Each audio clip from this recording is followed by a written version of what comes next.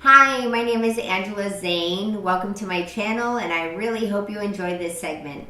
The question for today's segment is, what is the scariest thing you've ever experienced when dealing with the spirit world?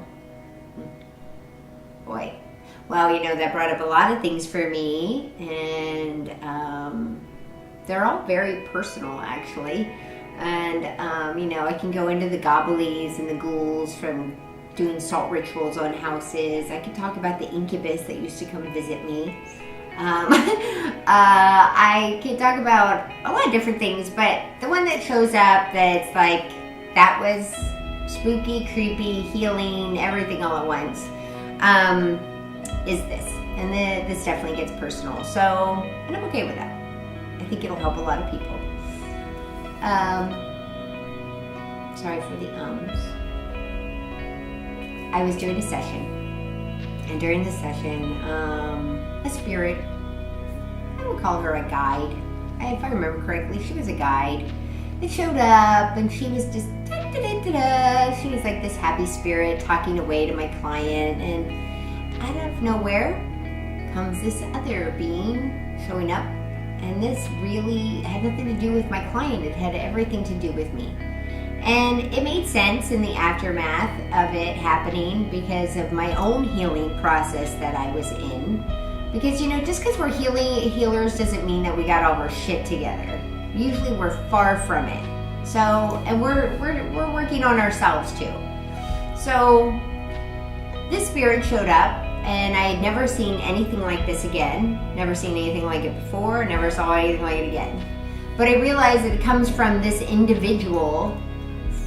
It came from his belief systems. And when he showed up, he was bound in chains, and he looked very dirty and heavy. The energy was really heavy. And on both sides of him were big, giant spirit beings. You can call them guards, you can call them the guards of hell. They just were big spirit beings, and I don't want to label them so much, but they definitely were on each side of him, and they were guiding him through it all. And this was a man, when he was in the world, he took advantage of me. So you can call it rape, you can call it molestation, whatever word you want to call it. He took advantage of me when I was drunk and passed out. And that kind of thing messes with a person. Because when you don't have the chance to say yes or no to something, it really messes with you that somebody does these kinds of things. So you can imagine it was quite shocking that this being is showing up. But what his purpose was to apologize to me. Why it was scary? Well, it was out of the blue and a little freaky. But he felt like his being needed to go and apologize to everybody that he had hurt in his life, in this lifetime. And everybody he had hurt. So because I had an open door in that moment, and I guess the timing, if you want to say, timing was pretty apropos and perfect for him to show up, for him and for me, and the open door that was happening. And it did help me heal, I will say that. And I believe it helped him heal because he went on his way, and I never knew anything of him before. But looking at it, and questioning, I realized that it was part of his healing process too. It was almost like releasing him from his own hell.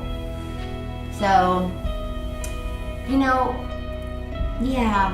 I guess I could have told you a story about gobbledygools and, all those kinds of things, because I got those stories too. But that's what shows up for me to share with you today. And how can I help you with that? Well, that takes us on to another segment of how I can help people that have gone through the same experiences, maybe not with the spirit showing up, but to be molested, raped, abused in some way, that they were a victim, that they didn't have a choice to say yes or no. So if you have any questions, or you would like to have some help or assistance in this process yourself, well, please contact me, and I'll help you to the best of my ability.